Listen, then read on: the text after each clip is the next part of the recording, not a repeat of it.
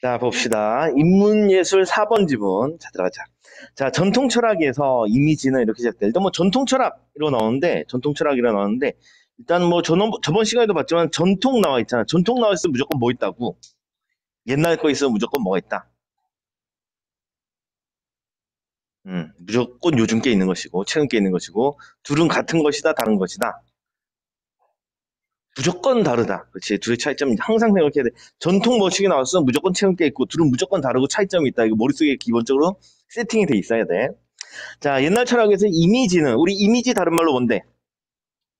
이미지 다른 말로 뭐야, 이거? 시할 때 무지하게 많이 나오는 게 이미지잖아. 그치? 감각, 심상, 같은 말이지, 그치? 감각, 심상, 감각, 또는 심상, 다 같은 말이고. 자, 이미지는 인간의 감각에 뿌리를 둔 것으로, 당연한 얘기지. 이미지는 감각에 뿌리를 둔 것이지. 자, 근데 논리적 인식을 방해하는 무한 대상으로 이럴 때, 다시 옛날 철학에서 이미지는 논리적 인식을 방해하는 무한 대상이잖아. 그럼 플러스 마이너스? 마이너스 부정적으로 봤어. 옛날 사람들은 요 이미지에 대해서 부정적 인식을 가지고 있었다. 자, 다음 베르그송은 있는데 베르그송 사람 나왔으니까 가로 좀 묶어주시고. 자, 사람 이름 중요하지 않고 우리가 이걸 딱 보자마자 머릿속에 들어야 되는 생각. 이 사람에 대해 들어야 되는 생각. 이 사람은 옛날 사람인가? 아니면은 최근 사람인가? 요것만 생각하면 되겠지. 자, 들어가보자. 베르그송은 우리의 인식이 관념론과 실제론의 틀에 사로잡혀 있음을 지적을 했대. 관념론 실제론 나왔다고 어려워하지 마. 말 그대로 이거 한번 끊어 읽으면 관념론이잖아. 관념론. 그다음에 실제론은 실제론이잖아. 그렇지. 한번 끊으면 그렇고. 우리 관념적이다 뭐였어? 관념적이다. 관념적, 추상적 판단하는 기준이 뭐였어? 이러지 말자. 얘들아, 이러지 말자. 관념, 추상, 우리 구체적인 거 하고 추상적인 거 판단하는 기준이 뭐라 그랬어? 감각으로 느낄 수 있냐 없냐. 그치? 감각으로 느낄 수 있냐 없냐. 감각으로 느낄 수 있으면 구체적인 거고 감각으로 느낄 수가 없으면 추상적이고 관념적인 거였지. 그치? 그러면 이 구조를 통해서 말하고자 하는 게 뭐니? 우리 인식이 관념론과 관련있다는 거는 우리 인식은 감각으로 느낄 수가 있다 없다. 없다. 그렇지. 감각으로 느낄 수 없다. 우리의 인식이 관념론 관련있으니까 우리의 인식은 추상적이다. 감각으로 느낄 수 없다는 이론. 다음에 실제론, 인식이 실제론의 틀에 사로잡혔다는 얘기는 우리 인식이 실제로 존재한다는 이론인 거지. 그렇지. 우리 인식은 실제로 존재하는 것이다. 라는 틀에 잡혀 있음을 지적을 하고 두 이론을 넘어서기 위해 존재를 나타낼 새로운 개념으로서의 이미지를 제시했대. 자, 일단 이미지 따옴표 쳐져 있으니까 개념 얹고 동그라미 좀 쳐보시고.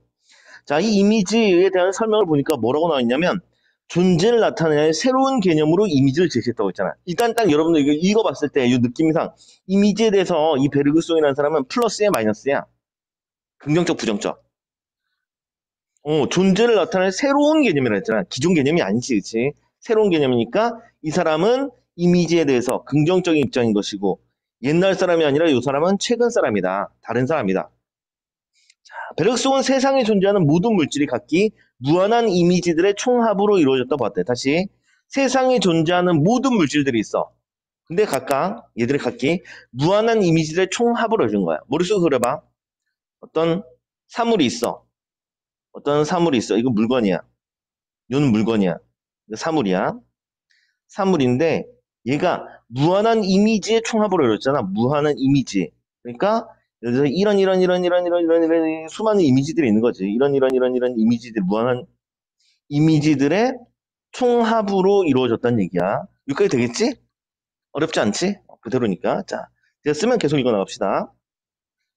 자, 일반적으로 인간의 지각은, 지각이라는 단어 뭔 뜻이었어? 지각. 지자 무슨 지자?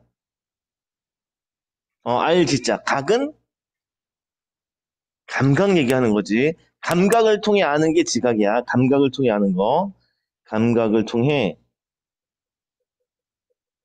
아는 것. 이게 지각인데. 자, 인간의 지각은 외부의 사물에 대한 감각기관의 작용으로 간주된다. 당연한 얘기지. 지각이란 단어의 뜻을 안다면 당연히 너무나 납득되는 이런 얘기야. 자, 그러나 앞에서 끊어주고 이건 일반적인 얘기였고 그러나 베르그송 최근 사람은 인간의 지각을 이용한 다른 활동으로 파악을 했다. 그는 지각작용으로 얻어지는 추상인 표상은, 다시, 지각작용으로 얻어지는 추상인 표상, 이렇게 나왔지. 표상이란 단어 동그라미 좀 한번 쳐보시고, 동그라미 좀 한번 쳐보시고.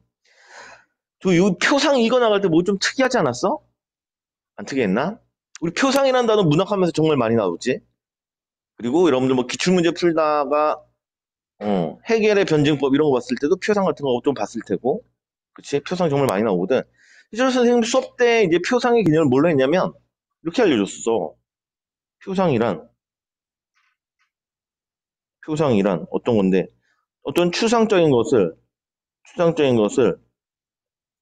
구체화한 대상, 이렇게 알려줬거든. 다시 추상적인 것을 구체화한 대상, 이걸 표상이라고 알려줬거든. 예를 들면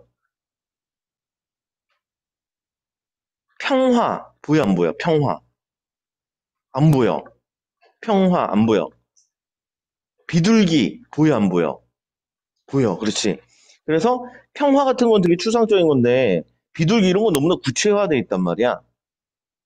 요게 바로 이제 표상의 개념이라고. 구체화된 대상, 비둘기 같은 거. 그래서 좀 더 쉬운 말로 상징이란 말 썼지. 비둘기는 평화를 상징한다. 이렇게 알려줬어. 선생님 머릿속에 당연히 이게 있는 거고 여러분들도 이래야 되는 것이고, 그리고 이걸 봤을 때 지각작용을 얻어낸 추상인 표상 이렇게 났단 말이야. 구체화된 대상으로 나와야 되는데 이게 추상인 표상 나왔다고. 그래서 개념이 좀 특이해. 그래서 따로 잡아줘야 돼. 지각작용으로 얻어진 추상인 표상, 이렇게 좀 따로 좀 잡아주도록 하자. 표상이 일반적인 의미와 좀 달리 사용됐어. 뭐 기출에 나오더라도 마음속으로 떠오르는 것 이렇게 나오거든. 마음속으로 떠오르는 것 이렇게 나오거든. 자, 그래서 표상의 개념이 좀 특이하고 어쨌든 계속 좀 읽어보도록 하자. 자, 이 표상은 사물의 무수한 이미지들 중 지각하는 사람의 관심 영역에 들어오지 않은 것들을 제외함으로써 얻어진다고 보았다. 이거 뭔 말인지 바로 이해들 돼? 찬찬히 읽어보면 이해들 될 거야. 찬찬히 읽어봐야 돼. 다시 한번 읽어보자. 사물의 무수한 이미지들 있어. 사물은 무수한 이미지로 이루어졌다고 했었지. 그치? 그들 중 지각하는 사람의 관심 영역에 들어오지 않은 것들이 있겠지. 관심 영역에 들어온 것도 있을 거고 들어오지 않은 것들이 있어. 그럼 들어오지 않은 것들을 뭐 하겠다고? 빼버린다고. 제외한다고. 그러면 뭐가 남아? 관심 영역에 들어온 것만 남겠지. 오케이? 선생님이 지금 뭘 얘기하고자 하냐면 너희들이 이렇게 이제 글을 읽어 나갈 때 이렇게 문장 자체로만 읽어 나가도 좋아. 그렇게 이해해서 납득해도 좋아. 또 다른 경우는 이 경우야. 위에처럼 이제 그림을 이용하는 방법도 있지. 간략해. 그림 한번 이용하면 되게 간단해. 사물을 무수한 이미지로 이루어졌어. 그 중에 예를 들어서 우리 관심 영역에 들어오는 부분을 여기라고 치자 이거야. 여기 관심 영역이야. 여기 관심. 이 관심 영역을 치자 이거야. 그럼 이 관심 영역에 들어오지 않는 것들을 뭐 한다고? 제외한다고. 관심 영역에 들어오지 않는 걸 제외한다고. 그러면 남는 게 뭐야? 사물의 무수한 이미지들 중 관심 영역에 들어온 것들만 남는 거지. 이 관심 영역에 들어온 것들, 이걸 뭐라고 부르겠다고? 표상이라고 부르겠다고. 여기까지 됐어? 오케이. 그래서 이렇게 너희들이 이제 그림 이렇게 이미지 도식화 한번 해보는 것도 평소에 이제 글 읽어 나갈 때 이렇게 훈련 좀 해봐야 돼. 훈련 좀 해야지 수능날에도 써먹을 수가 있어. 이거 한 번도 안 하고 갑자기 뭐 수능날 써먹을 수 있겠냐? 안 된다는 얘기야. 연습 좀 해보시고. 그러니까 뭐 이해가 잘 되는 내용인데 굳이 그림 그리라는 얘기 아니야. 읽어 나갈 때 좀 힘든 부분이 있다. 그러면 도식화 한번 해보라는 얘기야. 자, 읽어 나갑시다. 무수한 이미지들이 있어. 지각하는 사람은 관심 영역인데 거기에 들어오지 않은 것들을 제외했어. 그럼 이것만 남겠지. 요놈이 표상이다. 이렇게 되겠다. 자, 예를 들었으니까 위에 이미지, 위에 개념들 끌고 나가면 되잖아. 자, 얼음은 투명함, 차가움, 단단함 등 다양한 이미지로 이루어진 물질이다. 어쨌든 얼음은 사물인 거지. 그리고 요러요러한 이미지로 이루어졌어. 우리는 이러한 다양한 이미지들을 종합해 얼음이라는 표상을 얻어낸다. 다시 얼음이라는 표상이니까 요거는 표상이잖아. 관심 영역에 들어와야 돼, 안 들어와야 돼, 아니면 전체야. 관심 영역에 들어온 부분만 해당되는 거지. 그치? 자, 하지만 얼음이라는 물질은 단순히 우리가 아는 이미지로만 이루어진 것은 아니다. 얼음은 우리가 아는 투명함, 차가움, 단단함 등의 이미지 외에도 우리가 파악하지 못한 무수한 이미지를 가지고 있는 거지. 자, 이렇게 본다면 우리에게 얼음으로 지각되는 물질 자체는 사실 무한한 이미지의 총체이지. 물질이니까 무한한 이미지의 총체야. 우리가 인식하고 있는 얼음은 단지 그 물질이 가지고 있는 무한한 이미지 중 우리에게 지각된 일부 이미지를 통해 얻어진 표상. 우리에게 지각된 이 일부 이미지를 통해 얻어진 표상. 요게 바로 이제 얼음이 된다는 얘기지. 즉, 같은 말이고, 우리에게 얻어진 게 표상이다. 즉, 같은 말이고, 우리가 인식할 수 있는 것은 대상이 지닌 무한한 이미지에서 우리에게 지각되지 못한 이미지를 제외했어. 그리고 남는 게 바로 인식할 수 있는 것들이다. 그리고 그것이 표상이다. 어렵지 않지? 오케이. 자, 넘어갑시다. 그는 인간이 감각기관을 통해 세상의 무한한 이미지를 모두 지각할 수 없기 때문에 이거 바로 납득도 되는 거지. 우리가 용암 이런 거 있잖아. 용암. 모든 걸 다 느낄 수는 없잖아. 그치? 만질 수도 없는 거지. 용암 같은 거. 자, 무한한 이미지를 모두 지각할 수 없기 때문에 인간의 지각으로 얻은 표상이란 지극히 제한적인 거 되겠지. 그치? 아까 큰 테두리 전체 중에서 아주 일부만 우리에게 들어왔으니까. 베르그송은 우리가 인식한 운동 역시, 다시 요거 잘 봐. 우리가 인식한 운동이지. 인식한 거지. 우리가 인식한 거지. 그러면 운동의 전체겠어, 일부겠어? 일부겠지. 그렇지. 이것도 일부야, 일부. 이건 역시 지각작용으로 실제 운동 중 일부의 이미지만 인식하냐. 그럼 실제 운동은 전체겠어, 일부겠어?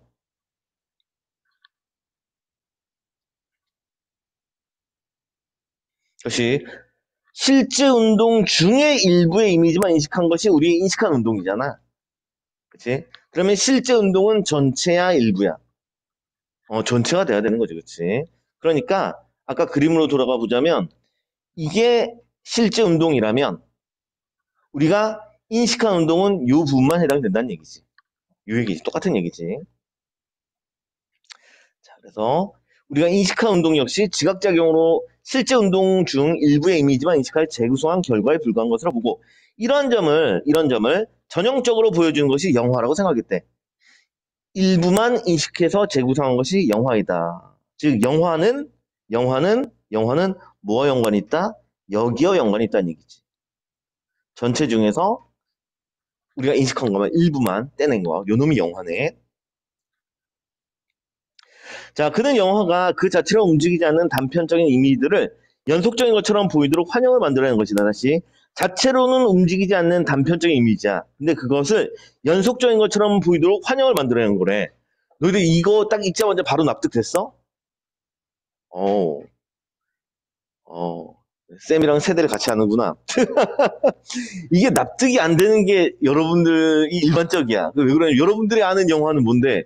카메라로 그냥 바로 촬영해가지고 실제로 움직이는 걸 그대로 촬영한 거잖아. 여러분들의 머릿속에 있는 영화. 선생님의 머릿속에 영화의 시작은 어디부터 시작되겠어? 필름 한 장 한 장 넘긴 이거부터 시작될 거 아니야. 원래 이거라고, 이거. 여기서 말하는 건 이거야. 필름 한 컷 한 컷 지나가는 거.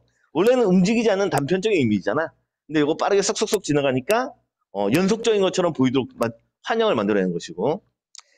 자, 그리고 실제의 운동, 이건 전체 이미지지. 실제 운동을 단속적 형식으로 제한하는 거짓 운동의 정형이라 불렀다. 다시. 요거부터 좀 보자. 먼저 뒤에 표현부터 보자. 단속적 형식으로 제한하는 거짓 운동의 전형이라고 보았대. 무엇을 거짓 운동의 전형으로 보았다? 무엇이 거짓 운동의 전형이다? 영화가. 그럼 일단은 영화가 거짓 운동의 전형이라는 얘기는 이 사람은 영화에 대해서 긍정적 입장이야, 부정적 입장이야? 부정적 입장인 거지. 이 사람 부정적 입장이야. 거짓 운동의 전형을 봤으니까 영화에 대해 부정적 입장이고. 다음에 이제 쓰잘데기 없는 이런 거 좀 보고 넘어가자. 어휘. 단속적이잖아. 단자 무슨 단자야? 끈을 달자. 속은 이을 속자. 몰라도 돼. 문맥상에서 파악도 가능하잖아. 이거 단속적이란데 단과 속이잖아. 위에 문장부터 읽어봤을 때, 여기 읽어봤을 때 단자 들어가는 거 뭐 있어? 단편적 할 때 단이겠지. 속은 연속적 할 때 이거겠지. 그치? 그래서 단편적, 연속적으로 이런 형식으로 제한하는 거짓 운동의 전형이라고 봤다. 여기까지 끝. 자, 되었으면 다음 넘어가자. 자, 들레즈는 이라는데, 오, 여러분들 머릿속에 들 생각, 들레즈. 사람이 달라졌다. 다른 인물이 나왔다. 다른 인물이 나왔다. 분명히 다른 점이 있을 것이다. 그 생각해야지. 자, 들레즈는 베르그송의 이미지와 지각작용에 대한 생각을 바탕으로 했대. 다시 이미지, 수많은 무수한 이미지가 있고 그 중에 일부만 지각하는 거지. 이 내용을 바탕으로 하고 있어. 이걸 바탕으로 이미지의 개념을 운동 개념과 관련지어 인식론적으로 확장하고 영화를 새로운 인식의 매개체로서 재해석했다. 다시 영화를 새로운 인식의 매개체로서 재해석했대. 새로운 인식의 매개체로서 재해석했대. 그러면 이 영화에 대해서 얘는 긍정적 입장 같아? 부정적 입장 같아? 긍정적 입장으로 느껴지지? 표현 자체가 일단 긍정적이야. 아직은 느낌이야. 확실치가 않아. 좀 더 읽어보면서 긍정적인지 부정적인지 실제로 어떤지 잡아보자. 그는 영화에서의 카메라의 역할에 주목했다. 카메라로 대표되는 영화적 기술은 베르그송이 주장하는 인간의 지각장과 마찬가지로 무한한 이미지의 일부만 취할 수밖에 없지만 이거 납득도 되는 거지? 그치? 카메라니까 어디만 찍고 있겠지. 특정 부분만 찍고 있을 거야. 그렇지만 인간의 지각처럼 어떤 특정 시점이나 의도에 구속되지 않아 자유롭다는 거야. 다시 인간의 지각처럼 어떤 특정 시점이나 의도에 구속되지 않는 거지. 그치? 뭐 예를 들어서 선생님이 마트에 갔어. 마트에 갔어. 그 수많은 물건들 중에 뭘 보고 있겠어? 쌤이 좋아하는 과자 보고 있겠지. 그치? 쌤 와이프는 뭐 보고 있겠어? 야채, 코코넛 이런 거 보고 있겠지. 뭐 등등등. 관심 의도가 있을 거 아니야, 각자. 그치? 그런데 구속되지 않아. 카메라는 어떻겠어? 아무 데나 찍고 있겠지. 그치? 의도가 없어. 자, 계속 읽어납시다. 자, 어떤 특정 시점이나 의도에 구속되지 않아 자유로우며 자연적 지각과는 전혀 다른 메커니즘으로 운동을 생산한다는 것이다. 자연적 지각과는 전혀 다른 메커니즘으로 메커니즘? 요 단어 어휘나 좀 짚고 넘어갑시다. 요거 기출에도 종종 나오지. 일단은 그대로 해석을 하면, 그대로 직역하면, 요 단어를 쓰, 기재라는 말을 써. 젠장. 썼는데 더 어려워. 우리가 아는 말로 바꾸자. 기재, 메커니즘. 이거 뭐지? 쉽게 얘기하면 구조나 원리. 구조, 원리. 그래서 이런 의미로 좀 알아두면 좋겠어. 이 의미로. 구조, 원리, 이 의미로 기억해두자. 기재라는 단어도 종종 나오거든. 기출문제 풀다 보면 나오는 말이야. 그래서 기재하면 메커니즘. 어려우니까 구조, 원리 같이 이어서 기억을 해두자. 그래서 그 영화적 기술은 전혀 다른 구조로, 전혀 다른 원리로 운동을 생산한다는 것이다. 들레즈는 우리가 파악할 수 없는 대상의 실제를 잠재성으로 봤대. 다시 이거 잘 읽어야 돼. 우리가 파악할 수 없는 대상의 실제야. 파악할 수 없는 실제를 잠재성이라고 해야 돼. 잠재성 동그라미 쳐먹고. 다음에 이는 현실성과 대립되는 거래. 현실성과 대립되는 거래. 그러면 잠재성이잖아. 대상의 실제인데 우리가 파악할 수 없는 게 잠재성이란 얘기지. 그럼 아까 위에 동그라미로 다시 올라가 보면 어디가 잠재성이란 얘기야? 변두리 부분, 테두리 부분. 여기가 잠재성이란 얘기지. 여기는 잠재성. 그치? 여기에 잠재성인 거지, 그치? 그러면 이는 현실성과 대비된다 그랬잖아. 그럼 잠재성과 대비된 현실성은 어느 부분이겠어? 관심 부분. 우리가 인식한 부분이 바로 현실성이 되는 거지. 그치? 그러니까 이 부분, 여기가 현실성이 되는 거지, 여기가. 그치? 자, 그래서 요 놈이 현실성 관련이 있다. 이 영화 부분이 현실성 관련이 있다.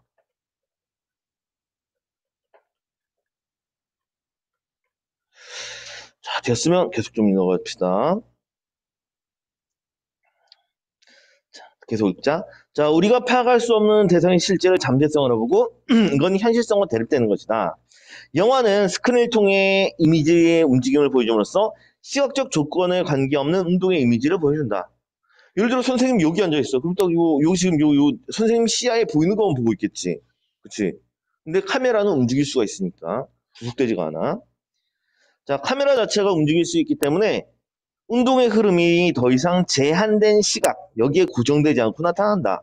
그래서 들레즈는 영화를 인간의 지각에 감지되지 않는 잠재성은 우리가 감각할 수 없는 거지. 그치? 그 잠재성의 일부인 미세한 실제들을 포착해내는 새로운 사유의 길로 보았다. 봐봐. 자, 우리 왜 잠재성 중에 일부냐? 왜 미세한 실제냐? 이거 바로 이해들 되겠어? 카메라가 찍더라도 전체 모든 이미지를 다 파악할 수 있는 건 아니잖아. 그치? 우리의 시각을 본떠가지고 만든 거기 때문에 보는 장소만 바뀔 뿐 전체를 다 하는 건 아니지. 그러니까 잠재성의 일부인 건 납득들 되는 거지. 그리고 실제, 즉 전체 중에서 미세한 것만 포착하는 거 이해도 되는 거지. 오케이. 자, 그렇게 되는 새로운 사유의 길로 보았다. 무엇을 새로운 사유의 길로 보았다? 무엇을 새로운 사유의 길로 보았다? 영화를 새로운 사유의 길로 본 거지. 영화를 새로운 사유의 길로 본 거야. 그러면 이 영화에 대해서 플러스야 마이너스야? 긍정적 입장 맞는 거지. 새로운 사유의 길이니까 긍정적 입장 맞아. 그치? 아, 참, 이거 종종 사유 모르는 사람인데 사유하다 들어봤지? 뭔 뜻이야? 생각, 사고, 생각, 사고, 요거. 그래서 우리가 볼 수 없는 부분까지 볼 수 있고 생각할 수 있도록 만드는 거잖아. 그러니까 새로운 사유의 길인 건 납득들 되는 거지. 오케이. 자, 들레즈가 영화를 통해 기대하는 것이 바로 이런 부분이다. 카메라는 기계의 눈이기 때문에 현실에 무관심하지. 관심이 없어. 따라서 카메라를 통한 현실의 지각은 우리의 눈으로 세상을 지각하는 것보다 훨씬 더 현실에 가깝겠지. 그치? 선생님은 마트 가서 과자 보고 있고 카메라는 그냥 찍고 있으니까 전체를 찍고 있으니까. 물론 그는 우리의 눈과 마찬가지로 어떤 카메라도 현실을 있는 그대로 담아내는 것은 아니라고 봤다. 현실을 있는 그대로 담아낸다는 것은 현실의 모든 이미지를 다 담아야 되잖아. 카메라가 그게 가능해 불가능해? 불가능하지, 그치? 모든 걸 다 담을 수는 없어. 카메라도 결국 우리의 시각 구조를 모델로 만든 장치에 불과하기 때문이다. 다만 카메라는 인간의 시각 구조와 닮았음에도 개념 관습에 얽매이지 않는 거지. 그리고 세상을 새로운 이미지로 보여줄 수 있다는 점에서 인간의 시각이 수용할 수 있는 지각, 이것의 궁극적 가능성을 내포하고 있다. 아까 그림 잠깐 돌아가 보면 우리가 보고 있는 영역은 여기 요 구절만 머무르고 있는데 카메라는 이런 데도 갈 수 있다는 얘기잖아. 그치? 확장되는 거지. 우리의 사고가 확장이 될 수가 있는 거야. 자, 그래서 다시 돌아서 인간의 시각이 수용할 수 있는 지각, 이것의 궁극적 가능성, 외부까지 볼 수 있으니까 이런 가능성을 내포하고 있다. 자, 카메라는 인간의 눈과 닮았지만 인간의 눈과는 달리 기존 개념 관습 신체적 구조로부터 자유로울 수 있지. 쌤은 딱 요거 딱 읽자마자 머릿속에 떠올랐던 거 하나 있어. 신체적 구속으로부터 자유로울 수 있다. 선생님이 봐봤자 선생님 눈높이밖에 요 세 개밖에 못 보잖아. 하지만 카메라를 드론에 달면 엄청 높은 것까지 볼 수 있겠지, 그치? 우주선에 달면 지구도 볼 수 있을 것이고. 자, 신체적 구속으로부터 자유로울 수 있고, 이 때문에 인간의 눈으론 쉽게 지각할 수 없는 현실의 새로운 이미지들을 드러낼 수 있는 가능성이 있다. 이런 점에서 들레즈는 카메라의 눈이 인간의 눈보다 더 뛰어날 수도 있다고 봤던 것이다. 들레즈는 이미지와 지각작용에 대한 베르그송의 견해를 바탕으로 했지. 그렇지. 무한한 이미지 중에 일부만 지각한다.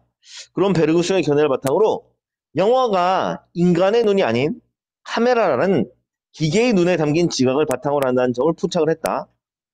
그는 영화가 표상 관습에 의해 지배되었던 우리의 사고에 새로운 충격을 던질 수 있다고 믿었고 영화 자체가 가지고 있는 새로운 가능성을 밝혀낸 셈이다. 결국 들레즈는 영화가 인간의 시각을 극복할 수 있게 함으로써 고정관념 탈피하고 왜 고정관념이 납득도 되는 거야? 우리가 볼 수 있는 건 한계가 있었지. 딱 그 틀 안에 있단 말이야. 고정된 틀.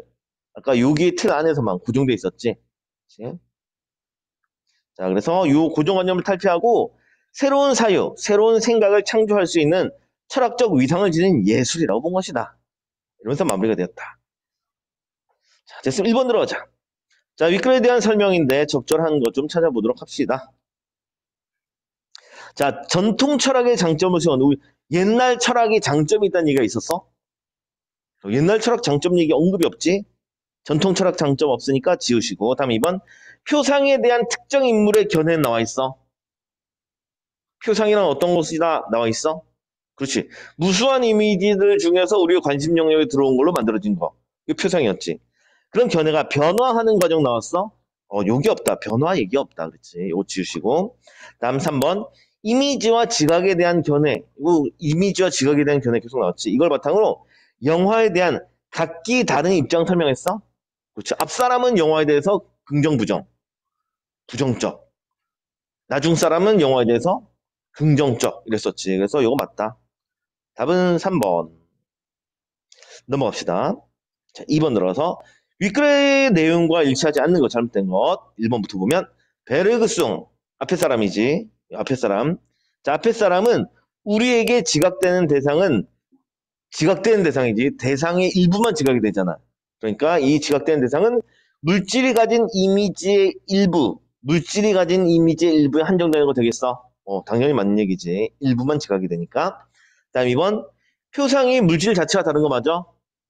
표상은 관심 영역에 들어온 가운데 작은 동그라미. 물질 자체는 무한한 이미지의 총합인 전체. 다른 거 이해되겠어? 오케이. 납득들 됐고. 다르며 인간의 지각을 통해 표상이 얻어지는 것도 맞아? 그렇지, 맞지? 2번도 동그라미. 다음 3번.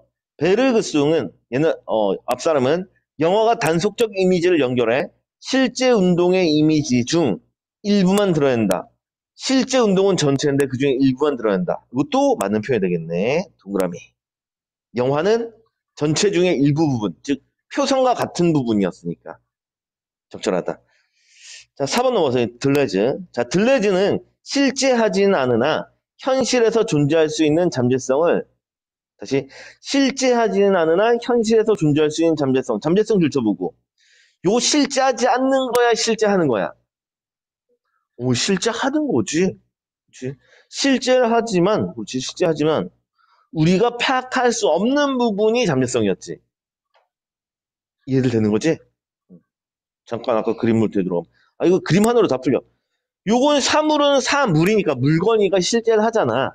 그치? 실제를 하고 이거 전체 다 실제를 하고 근데 잠재성은 우리가 관심을 가질 수 없는 부분 이 부분이 잠재성이었지. 그치? 자, 그러면 다시 선택적으로 돌아와서 실제하지 않는 게 아니니까 지워주고 답은 4번 답 체크하면 되겠다. 자, 됐으면 넘어갑시다. 자, 3번 넘어서 윗글에 나타난 들레즈의 관점을 바탕으로 보기를 위한 내용인데 적절하지 않은 것, 잘못된 것 좀 보도록 하자. 자, 사진가는 카메라의 셔터만 눌러 대상을 있는 그대로 담아낼 뿐이다. 새로운 것을 창조하지 못한다는 생각 때문에 사진은 예술로 취급되지 못했대. 사진은 예술로 취급되지 못했으니까 이때는 사진에 대해서 플러스 마이너스.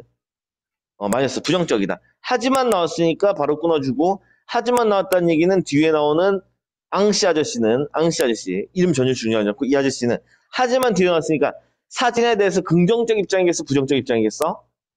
무조건 긍정적 입장이어야만 하는 거지. 하지만 이 사람은 이에 대해 근본적 의문을 제기했어. 사진이 왜 예술로 취급되지 못하지? 하면서 의문을 제기했고 그는 사진의 회화와 달리 현실을 새롭게 드러내며 작가의 관심의 의도에 따라 이미지가 자의적으로 변경되는 걸 차단한다고 봤다. 사진이 자의적 변경을 차단한다.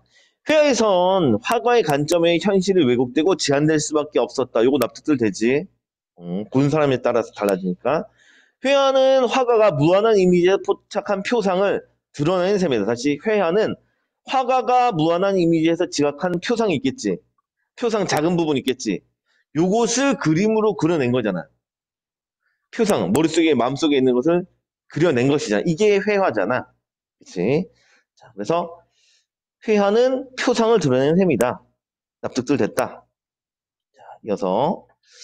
자, 이에 반해 사진은 인간의 지각에서 자유로울 수 없더라도 카메라의 셔터를 누르는 순간 촬영자의 의도를 배제하여 현실에 대한 왜곡에서 어느 정도 벗어날 수 있다. 왜곡은 안 된다는 거지. 그대로 찍히니까. 회화는 인위성에 기초하는 거지. 사람이 하는 성격, 인위성, 여기에 기초하는 반면 사진은 자동성, 스스로 움직이는 성질, 여기에 기초하기 때문이다.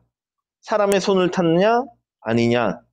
결국 화가들은 자신들의 표상체계를 통해 세계를 채우려는 반면 즉 자신들의 표상체계가 있겠지. 마음속에 인식된 것들이 있어. 그것을 그림으로 표현을 하면서 세계를 채우는 반면 사진은 그런 의도를 갖지 않기 때문에 인간의 의도가 배제된 세계를 새롭게 드러내는 것이다. 자, 됐으면 밑으로 내려가자. 1번부터. 사진이 예술로 취급되지 못했던 것. 사진에 대해서 긍정, 부정. 부정적이었지. 이것은 세상을 새로운 이미지로 보여줄 수 있는 카메라의 가능성. 이 인식되지 못한 점도 작용한 거. 되겠지. 적절하지. 그치? 다음에 2번. 회화에서 화가의 관점에 현실이 왜곡된다. 화가의 관점에서 현실이 왜곡된다. 이것은 화가에게 지각된 이미지가 화가의 관심 영역에 들어오지 않은 것을 제외하여 얻어진다. 다시 관심 영역에 들어온 것이 있고 그다음에 들어오지 않은 걸 제외하면 관심 영역에 들어온 것만 얘기하는 거잖아. 그렇지? 가운데 표성 부분이라고. 화가의 관심 영역에 들어오지 않은 것은 제외했어. 그럼 이건 관심 영역이 바로 표상에 해당되는 거지. 그럼 이것도 적절한 표현 될까? 다시 읽어볼까? 화가 관점에 현실이 왜곡되었다. 그건 화가에게 지적된 이미지가 들어오지 않은 건 제외하고 얻어진 것이다. 맞는 내용이지. 동그라미. 다음 3번. 사진이 현실을 새롭게 드러낼 수 있다. 현실을 새롭게 드러낼 수 있다. 이것은 카메라 자동성에 기초한 거 맞죠? 그렇지. 자동성에 기초했지. 자, 자동성에 기초해서 우리의 눈을 통해 지각 불가능한 현실만 있는 그대로 담아내는 거 맞아? 잘 읽어봐. 우리의 눈을 통해 지각 불가능한 현실만 만이라는 것은 잠깐 여기 봐봐. 그대로 봐봐. 지각 불가능한 현실만이라는 얘기는 여기만 찍는다는 얘기잖아. 여기만 찍는 거 맞아? 아니지. 여기도 지나갈 수 있는 거지. 가운데도 지나갈 수 있는 거지. 그치? 가운데도 찍을 수 있는. 여기 다 돌아다닐 수 있는 거야, 카메라는. 그치? 여기 모두를 다 돌아다닐 수 있는 거지. 자, 그러면 다시 돌아와서 선택지로 돌아와서 여기 어디겠니? 지각 불가능한 현실만 있는 그대로 담는 건 아니다. 지각 불가능한 현실도 담을 수 있다. 이렇게 하겠지. 불가능한 현실도 담을 수 있는 거지. 자, 그래서 요거 지워주시고 답은 3번이 답이 되겠다.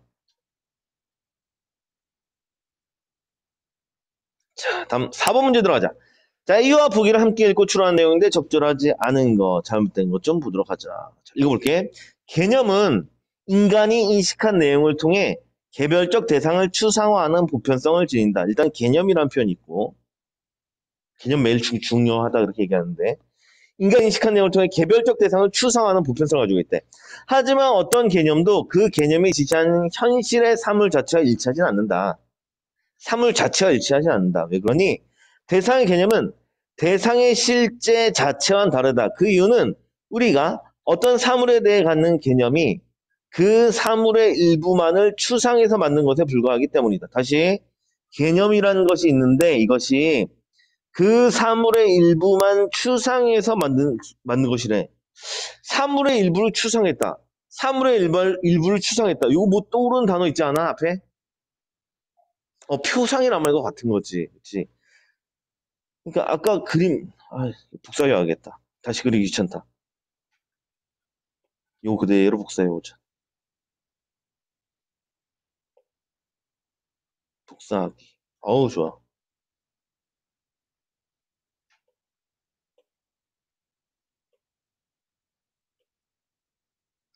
자, 이거 보면은, 사물의 일부만 추상했다. 사물의 일부만 추상했다. 이게 바로 표상이 되는 거잖아. 그치? 여기 얘기하는 거지. 바로, 즉, 이 부분이 바로 뭐와 같은 개념이다. 개념과 같은 말이라는 거지. 이거 개념과 연관이 있다는 거야. 이것이 표상의 개념과 연관이 있다.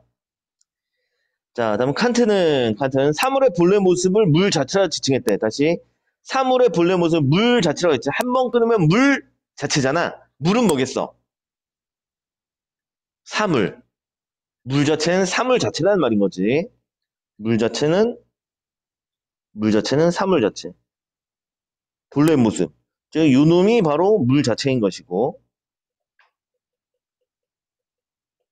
자, 이어서 읽어 나가자. 이는 개념으로 규정할 수 없는 것으로 봤다. 개념은 왜? 일부니까. 물 자체는, 사물 자체는 전체니까. 자, 그는 물 자체를 표현하기 위한 용어로 이념이라는 걸 제시했대. 물 자체를 표현할 수 있는 것은 무엇이다? 이념이다. 요걸 표현할 수 있는 말은 이념이다. 개념, 이념 이런 거지. 이념은 사물 자체를 나타내는 것이고 개념은 그 중에 일부를 나타내는 거니까. 자, 이념은 그 자체로는 완전하지만 이념이 완전한 이유는 사물 자체니까, 전체니까, 무한 이미지의 총체니까 완전하지만 결코 우리가 완벽하게 지각할 수 없는 거 납득들 되겠어? 우리는 일부만 지각이 가능하잖아. 전체는 지각이 불가능하지. 그래서 완벽하게 지각할 수 없으며, 자, 실제하지만 이념은 실제하는 거 맞아? 이념은 사물이라며, 물 자체라며, 그리고 이미지 총체라며, 그러니까 실제로 존재하는 거 맞아? 오케이. 그래서 실제하지만 도달할 수 없는 불가능성을 의미한다. 왜 도달할 수가 없어? 우리는 전체를 파악할 수가 없으니까. 우리는 일부만 파악할 수가 있으니까. 자, 읽었으면 이제 들어가 보자. 개념에는 우리가 파악하지 못한 무한한 이미지가 포함이 되겠어, 안 되겠어? 개념은 어느 부분이야? 개념은 여기 부분이냐? 관심 영역이잖아. 관심 영역이니까, 개념은 관심 영역이니까, 우리가 파악하지 못한 무수한 이미지는 포함이 돼 있어, 안 돼 있어? 안 돼 있겠지, 그렇지. 포함되지 않는 거지. 여기는 우리가 파악한 것만 들어가 있으니까. 파악하지 못한 건 포함되지가 않겠지. 다음 2번. 이념과 무한한 이미지. 다시 이념, 이념, 이념. 전체지. 다음 무한한 이미지도 전체지. 그치? 자, 이념과 무한한 이미지는 실제하는 거 맞아? 그렇지. 사물은 실제하니까. 실제하지만 인간에게 조금도 지각될 수 없는 거 맞아? 아니지. 조금은 지각이 되어 있잖아. 그게 바로 표상이고 개념이 되는 거지. 그치? 그래서 조금 도는 잘못됐고 답은 지금 적절치 않은 거 답 2번이 답 되겠다. 오케이. 요즘은 여기까지.